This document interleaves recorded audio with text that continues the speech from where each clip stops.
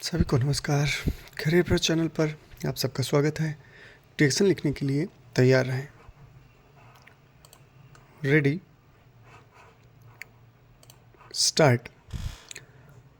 महोदय, प्रशासन का यह कर्तव्य हो जाता है कि वह सतर्क रहे और अधिकारी लोग अपने को निष्पक्ष रखें, किंतु जो जनता के अंदर एक गिरावट आती जा रही है वह भी एक देखने की बात है।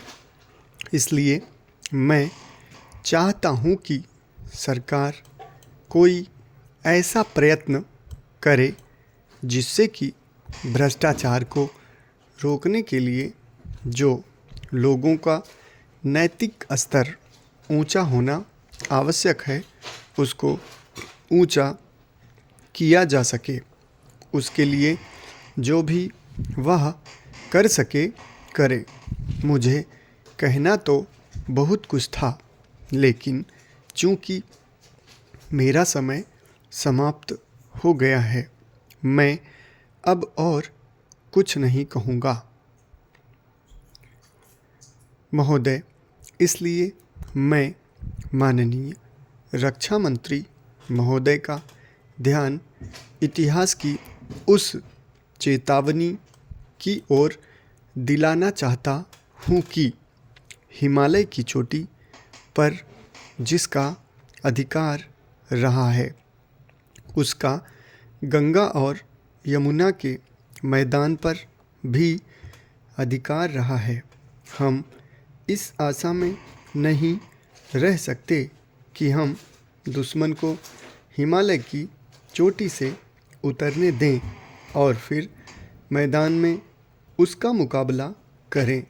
मुझे याद है कि कुछ वर्ष पहले प्रधानमंत्री जी ने बड़ी दृढ़ता के साथ यह कहा था कि हम हिमालय को दहेज के रूप में नहीं दे देना चाहते और यह नहीं कहना चाहते कि साहब आप टहलते हुए यहाँ आ जाइए।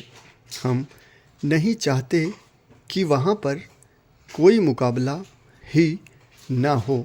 मैं समझता हूँ कि अगर किसी भी सैनिक अधिकारी के दिमाग में अभी तक यह भावना है कि हम हिमालय की ऊंची चोटियों को छोड़कर नीचे मैदान में आकर युद्ध लड़ेंगे तो उनको भ्रम में नहीं रहना चाहिए।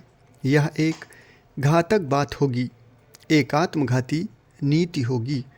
अगर एक बार चीन का हिमालय की चोटियों पर कब्जा हो गया तो चाहे वह बाद में नीचे हम पर हमला ना भी करे, किंतु वहाँ से हम उसको कभी नहीं हटा सकेंगे। इसलिए इस संबंध में स्पष्ट निर्णय किया जाना चाहिए। इसके बाद मैं मध्यवर्ती क्षेत्र के बारे में कुछ कहना चाहता हूँ। पिछली बार जब चीन ने बड़े पैमाने पर आक्रमण किया था तो लद्दाख में और पूर्व में नेफा के इलाके में किया था।